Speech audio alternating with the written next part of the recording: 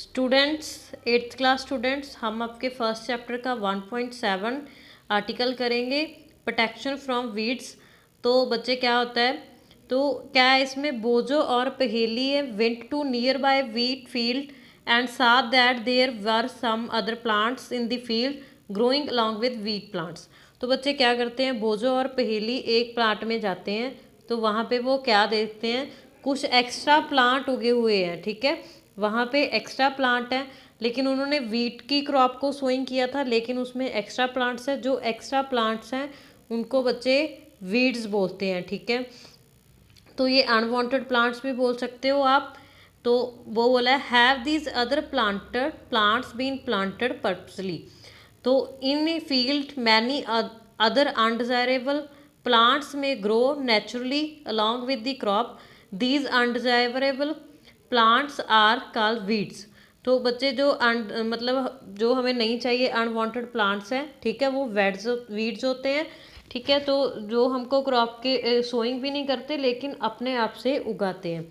तो इनकी रिमूवल करने के लिए, इसको रिमूवल जब भी हम करते हैं, the removal of weeds is called weeding. तो जब भी हम इनको रिमूव करते हैं तो इसको वीडिंग बोलते हैं। तो वीडिंग क्या होती है, सबसे ज़्यादा नेसेसरी प्रोसेस होती है ताजो हमारी क्रॉप की ग्रो अच्छे से हो, क्योंकि अगर ये ऐसे ही रहेंगे तो हमारी क्रॉप को ये compete करेंगे। उनके जो न्यूट्रिएंट है, ठीक है, उसका वाटर है, स्पेस एंड लाइट, ठीक है, न्यूट्रिएंट लेंगे, ठीक है, उन तक प्रॉपर लाइट नहीं पहुंच पाएगी, इसीलिए इनको रिमूव करना ज़रूरी होता है। तो हमारी जो क्रॉप है उनकी ग्रोथ भी कम हो जाएगी, और जब भी हम मतलब हमारी क्रॉप को हार्वेस्ट करेंगे तो वो मतलब हमारे लिए अच्छी भी नहीं होगी, मे बी उसमें पॉइजनस हो सकती है। ठीक है, तो ये अच्छी नहीं है ह्यूमन बीइंग के लिए और एनिमल्स के लिए। तो इसको रिमूव करने के लिए फार्मर बहुत सारे मेथड्स यूज़ करते हैं। Farmers adopt many ways to remove weeds and control their growth. तो इसको निकालने के लिए फार्मर बहुत सारे मेथड्स यूज़ करते हैं इसकी ग्रोथ को रोकने के लिए, इनको कंट्रोल करने के लिए। Tilling before sowing of crop helps in the uprooting and killing of weeds, तो which may then dry up and get mixed with the soil। तो बच्चे क्रॉप को सोइंग करने से पहले क्या किया जाता है, इन वीड्स को किल किया जाता है। तो क्या किया जाता है, मतलब हमारी जो जहाँ पे हम अपनी क्रॉप को सोइंग करना चाहते हैं उस प्लेस को ड्राई रखा जाता है, ताजो हमारे जो मतलब जो हमारे वीड्स हैं वो ख़त्म हो जाएं, वैनिश हो जाएं। ठीक है, तो नेक्स्ट इज बच्चे the best time for the removal of beads before they produce flowers and seeds. तो बेस्ट टाइम क्या होता है, जब हमारा फ्लावर जहाँ मतलब सीड्स प्रोड्यूस होते हैं तो उससे पहले उसको रिमूव कर दिया जाता है। The manual removal includes physical removal of weeds by uprooting and cutting them close to the ground from time to time. तो बच्चे खुरपी की हेल्प से उनको निकाला जाता है। ठीक है, this is the done with the help of खुरपी। A seed drill is also use to uproot weeds. तो सीड ड्रिल का भी यूज़ किया जाता है।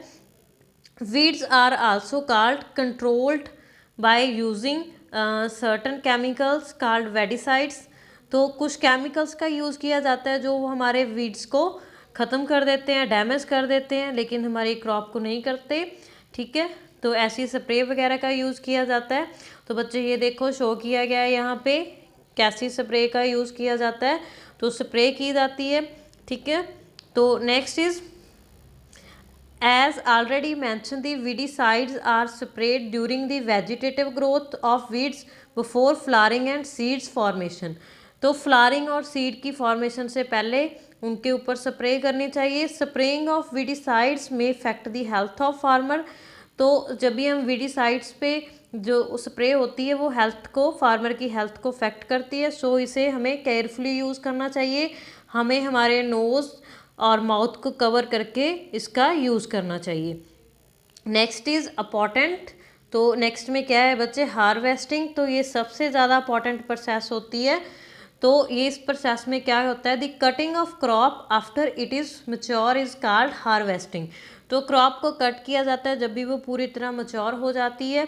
ठीक है, it is usually takes 3 to 4 month for a cereal crop to mature. तो बच्चे क्रॉप को मैच्योर होने के लिए 3 और 4 मंथ लगते हैं। Harvesting in our country is either done manually by sickle, तो सिकल की हेल्प से डन की जाती है और मशीन की हेल्प से हार्वेस्टर की जाती है। In the harvested crop the grain seeds need to be separate, तो जो हम जिस क्रॉप को हार्वेस्ट करते हैं उसमें से ग्रेन सीड को सेपरेट करना ज़रूरी होता है। This process is called threshing, तो इस प्रोसेस को बच्चे थ्रैशिंग प्रोसेस बोलते हैं। ठीक है, उनको जब भी रिमूव किया जाता है। This is carried out with the help of machine called combine, तो इसको मशीन की हेल्प से किया जा सकता है।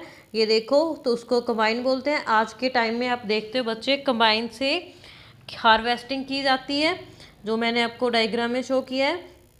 Next is after harvesting sometimes stubbles are the left in the field which are burnt by farmer, तो क्या देखते हो कुछ क्या रह जाते हैं, स्टर्ब्स रह जाते हैं फील्ड में। Paheli is worried, she knows that it causes pollution, तो पहेली वरी हो जाती है जब भी उनको बर्न किया जाता है तो वो मतलब पोल्यूशन का कॉज होते हैं। It may also catch fire and damage the crop laying in the field, तो ये हमारे क्रॉप को मतलब डैमेज कर सकती है। ठीक है, और पोल्यूशन भी होता है। तो क्या करता है, farmer with small holding of land do the separation of grain and serve by winnowing, तो बच्चे ये देखो डायग्राम शो की गई है। विनोइंग मशीन होती है, इसकी हेल्प से मतलब क्या किया जाता है, उसको ग्रेन्स को अलग किया जाता है, सेपरेशन की जाती है। तो बच्चे 6th क्लास में आपने विनोइंग प्रोसेस के बारे में पढ़ा होगा। तो बच्चे ये एक इंपॉर्टेंट पैराग्राफ दिया गया है, तो इसमें क्या है, हार्वेस्ट फेस्टिवल्स, तो क्या होता है बच्चे, आफ्टर 3 और 4 months of a hard work, तो आफ्टर 3-4 मंथ के हार्ड वर्क के बाद किसान की जब फसल जो होती है वो the sight of golden fields of standing crop laden with grain fills the heart of farmer with joy and sense of well being, तो जब भी वो आप अपनी क्रॉप को गोल्डन होते देखते हैं तो वो बहुत ज़्यादा खुश होते हैं, क्योंकि उनकी जो उन्होंने मेहनत की है, हार्ड वर्क किया है, तो उसका उनको फ्रूट मिलता है, तो इससे उनको रिलैक्सेशन फील होती है। ठीक है, तो जो मैन वोमेंस है वो सभी सेलिब्रेट्स करते हैं, जैसे बैसाखी होगी, होली, दिवाली। ठीक है, ये सारे फेस्टिवल सेलिब्रेट किए जाते हैं। नेक्स्ट इज लास्ट वन बच्चे आपका, अभी हमने क्रॉप को कट कर लिया, हार्वेस्ट कर लिया, तो नेक्स्ट इज स्टोरेज।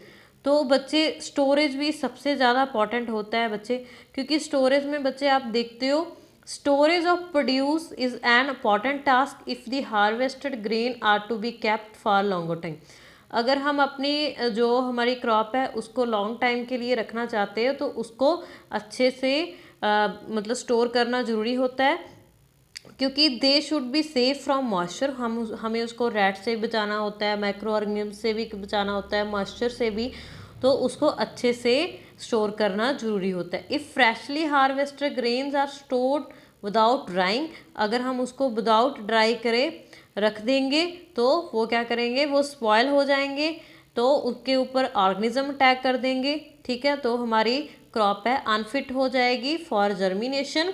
ठीक है, इसके लिए इसकी अच्छे से इसको ड्राई करके मतलब तो dry in the sun reduce the moisture and them, तो उसको सन के नीचे ड्राई करना चाहिए, तो उसका मॉइस्चर मतलब निकल जाता है।